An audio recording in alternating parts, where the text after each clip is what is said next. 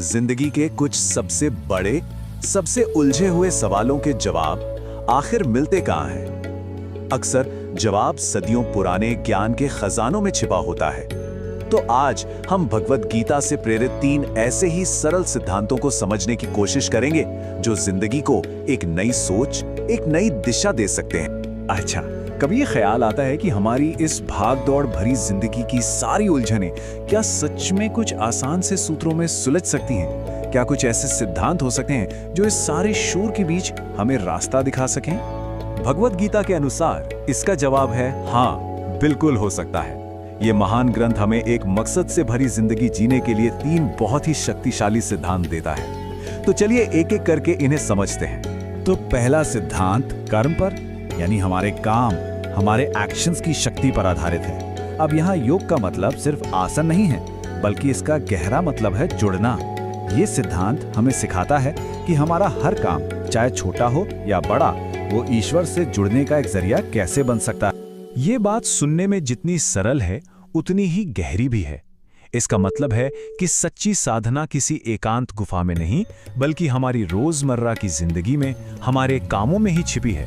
हमारा कर्म ही हमारा सबसे बड़ा आध्यात्मिक अभ्यास है और इसी को कहते हैं कर्मयोग। बिना किसी फल की उम्मीद के पूरी तरह निस्वार्थ भाव से अपना काम करना। यहाँ जोर रिजल्ट पे नहीं, बल्कि काम करने के पीछे की नीयत पर है।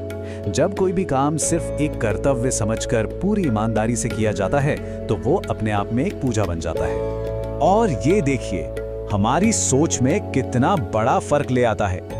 एक तरफ है वो काम जो फल की चिंता के साथ किया जाता है, जो सिर्फ तनाव और अहंकार ही पैदा करता है, और दूसरी तरफ है निस्वार्थ कर्म, जो हमें उम्मीदों के बोझ से आजाद करके सच्ची शांति और स्वतंत्रता का एहसास कराता है। अच्छा, जब कर्म के बंधन से मुक्ति मिलती है, तो ये हमें एक और बड़ी आजादी की ओर ले जाती है, और वो है डर से मुक्ति। हमारा दूसरा सिद्धांत उसी भावना से जुड़ा है जो हम सबको कभी ना कभी आगे बढ़ने से रोकती है। कितनी सरल और कितनी पावरफुल बात है ना? ये सिद्धांत कहता है कि डर एक ताले की तरह है जो हमारे मन पर लगा है, और जिस पल इसे छोड़ दिया, उसी पल जिंदगी की अनगिनत संभावनाएं हमारे सामने खुल जाती हैं। तो सवाल ये है कि डर को दूर कैसे करें?